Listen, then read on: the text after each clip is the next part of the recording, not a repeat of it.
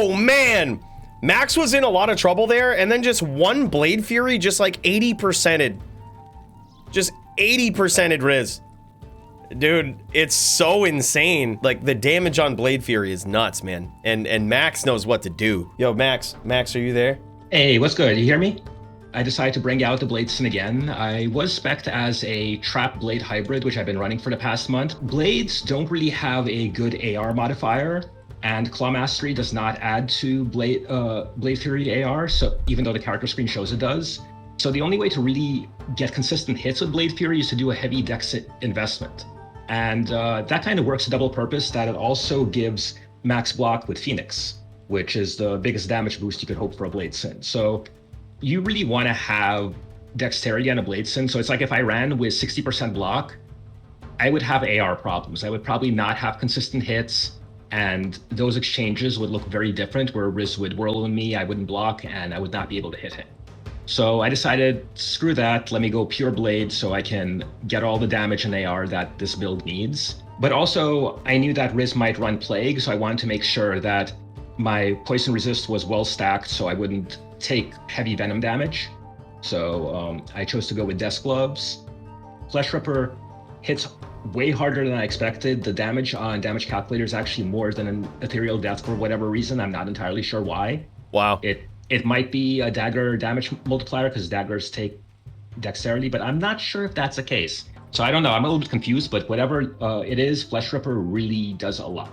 Yeah. This is a very underestimated weapon.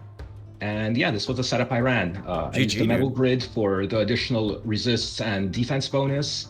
I have a whole bunch 20 life defense small charms because, you know, this is how you avoid whirlwind hits. And yeah, this was the setup I ran. That's so smart, dude. So you're using the defense charms there too. That's interesting. You actually don't see that a lot. Yeah. That's usually the very fine minutia details. And I have a Fade buff claw and stash, so I do reach 50% DR with Fade on.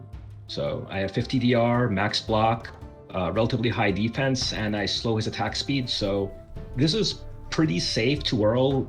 Despite me having low health, I can still avoid a lot of whirl hits and leverage that to my advantage. So yeah, this was the setup that I used for this matchup. And you don't really have a lot of cast on this girl. You have like you have Griffins. Yeah. Yeah, I have 20 and then 25, so I reached the 42 breakpoint. Normally I try to keep 65 on most setups. So normally I'd run Trang's Gloves, or I might put a 220 amulet instead of Metal Grid to hit 65. But for this matchup, I was like, if I get hit by Plague and I don't have Poison Resist, I might die in 2 whirls because of my low HP. So yeah, this was needed to make myself a little bit more beefy. And because it was in a cloister and I wasn't really moving around much, I felt like I could play on 42 cast. So, you know, it's not like I'm chasing a Necro around the moor and I need 102. The skill spec that I used was pretty much the same as my old pure Bladesin, where just max the blade skills, max Mind Blast, rest into Shadow Master, and 1 point flight, which I didn't even use. That's nuts, dude. Yeah, that's the build. So if you guys want to make a Bladesin, have fun with it. It's a really fun spec. Insane, man. Good build. Like I said, I always love seeing this thing duel, dude. This thing is a beast.